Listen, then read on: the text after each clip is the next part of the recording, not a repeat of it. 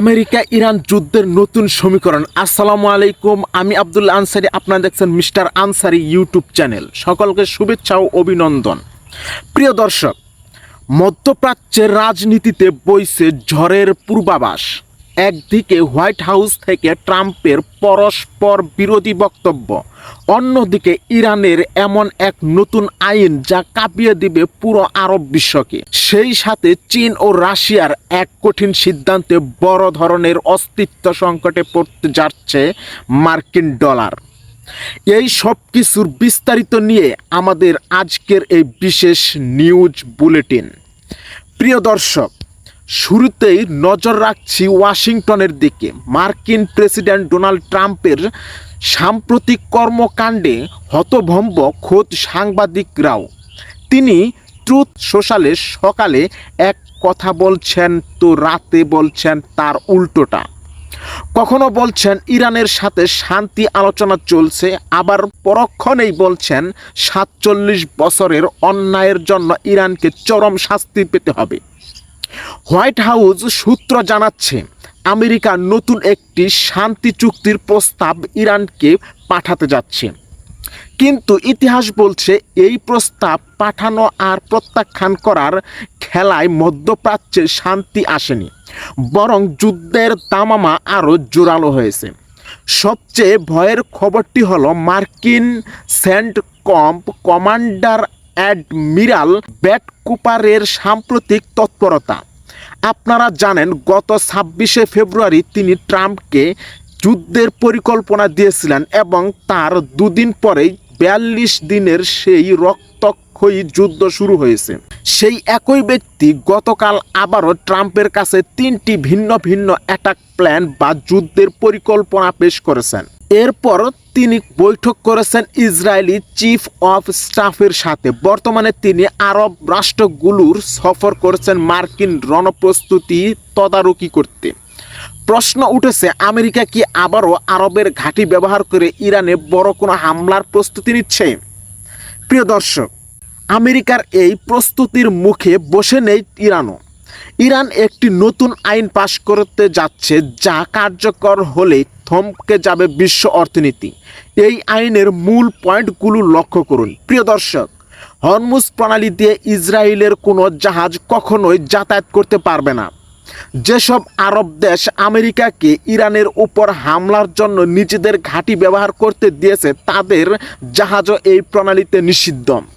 তবে তারা যদি যুদ্ধের $৩০০ বিলিয়ন ক্ষতিপূরণ দিতে রাজি হয়, তবেই তাদের তেল বা গ্যাসের জাহাজ চলতে দেওয়া হবে। ইরানের এই অনড় অবস্থানের কারণে ১৯৯১ সালের পর এই প্রথম কুয়েত ১ ব্যারেল তেলও রপ্তানি করতে পারেনি। প্রিয় দর্শক, যুদ্ধের মাঠের বাইরেও আমেরিকাকে বড় ধাক্কা দিয়েছে চীন এবং রাশিয়া। দেশ দুটি সিদ্ধান্ত নিয়েছে তারা আর ডলার ব্যবহার করবে না। নিজস্ব কারেন্সিতে বাণিজ্যের পাশাপাশি তারা সাফ জানিয়ে দিয়েছে, আমেরিকা কার উপর নিষেধাজ্ঞা দিল তা তারা তোয়াক্কা করবে না। শুধু চীন রাশিয়াই নয়, ভারত থেকে শুরু করে ইউরোপও এখন বিকল্প মুদ্রার দিকে ঝুঁকছে। যদি ডলার তার আধিপত্য হারায়, তবে আমেরিকা আর পরাশক্তি হিসেবে টিকতে থাকতে পারবে না। এটি এখন সময়ের দাবি। প্রিয় দর্শক, ইরান ইস্যুতে এবার মারমুখী অবস্থান মার্কিন প্রেসিডেন্ট ডোনাল্ড ট্রাম্প। তেহরানের দেওয়া ১৪ দফা শান্তি প্রস্তাব সরাসরি নাকচ করে দিয়েছেন তিনি। ট্রাম্প স্পষ্ট জানিয়েছেন, বর্তমান পরিস্থিতিতে ইরানের সাথে কোনো সমঝোতা সম্ভব নয়। উল্টো হুঁশিয়ারি দিয়ে বলেছেন, ইরান যদি বেপরোয়া আচরণ করে তবে আবারও দেশটিতে হামলা চালাতে পারে যুক্তরাষ্ট্র। অন্যদিকে বসে নেই ইরানও। দেশটির বিপ্লবী গার্ড বা আইআরজিসি জানিয়েছে, ওয়াশিংটনের যে কোনো মোকাবেলার দাঁত ভাঙা জবাব দিতে তারা পুরোপুরি প্রস্তুত। প্রিয় দর্শক, মার্কিন নৌ অবরোধ আর কড়া নজরদারি এড়িয়ে বড় চমক দিল ইরান।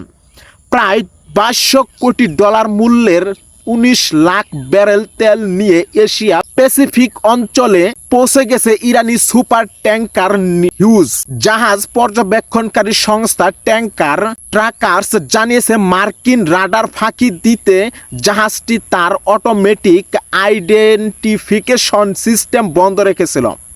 এই ঘটনা প্রমাণ করে মার্কিন নিষেধাজ্ঞা সত্ত্বেও ইরান বিকল্প পথে তেল রপ্তানি চালিয়ে যেতে সক্ষম। প্রিয় দর্শক, সুপার পাওয়ার যুক্তরাষ্ট্রের অর্থনীতিতে বড় ধস। দ্বিতীয় বিশ্বযুদ্ধের পর এই প্রথম দেশটির ঋণের পরিমাণ তাদের জিডিপি বা আকারকে ছাড়িয়ে গেছে। বর্তমানে মার্কিন ঋণের পরিমাণ দাঁড়িয়েছে রেকর্ড 31.27 ট্রিলিয়ন ডলার। বিশেষজ্ঞরা বলছেন লাগামহীন সরকারি ব্যয় আর বিশাল বাজেট ঘাটতির ফলে এই ঋণের পাহাড় তৈরি হয়েছে, যা বিশ্ব অর্থনীতিতে বড় ধরনের ঝুঁকির সংকেত দিচ্ছে। প্রিয় দর্শক, যুদ্ধবিরতির তোয়াক্কা না করেই লেবাননে ভয়াবহ হামলা চালিয়েছে ইসরায়েল। গত 24 ঘন্টায় অন্তত 50 দফা বিমান হামলায় প্রাণ হারিয়েছে 41 জন। অন্যদিকে রাশিয়া ইউক্রেন যুদ্ধেও নতুন করে উত্তপ্ত।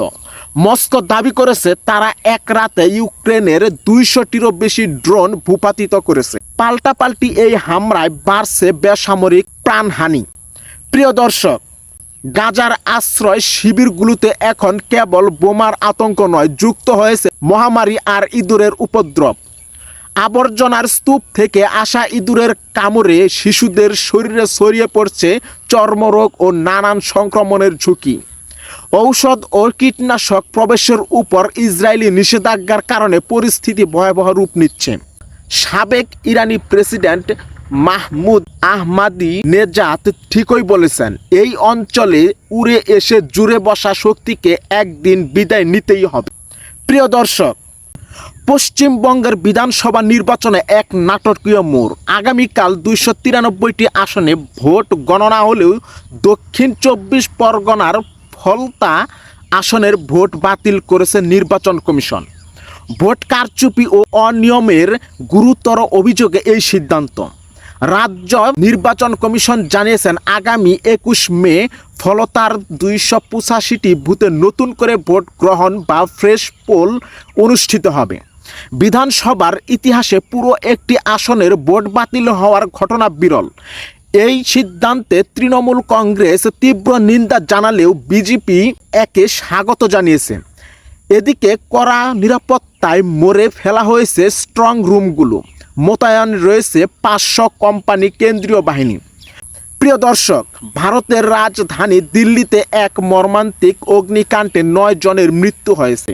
বিবেক বিহার এলাকার একটি 4তলা ভবনে এসি বিস্ফোরণ থেকে এই আগুনের সূত্রপাত বলে ধারণা করা হচ্ছে। ফায়ার সার্ভিসের 14টি ইউনিট কয়েক ঘন্টার চেষ্টায় আগুন নিয়ন্ত্রণে আনলেও এখন বেশ কয়েকজন নিখোঁজ রয়েছে। এখন দেখার বিষয়, ট্রাম্প কি ইজ্জত থাকতে পিছু হটবেন নাকি নতুন কোনো মহাপ্রলয়ের দিকে বিশ্বকে ঠেলে দেয়? আপনারা কি মনে করেন? ইরানের এই নতুন আইন কি আরবরা মেনে নেবে? আপনাদের মূল্যবান মতামত কমেন্ট বক্সে লিখে যান। খবরটি ভালো লাগলে শেয়ার করুন, আমাদের চ্যানেলটি সাবস্ক্রাইব করুন এবং ফেসবুক পেজটি ফলো দিয়ে সাথেই থাকুন। দেখা হবে পরবর্তী ভিডিওতে। ততক্ষণ ভালো থাকুন, সুস্থ থাকুন। আসসালামু আলাইকুম।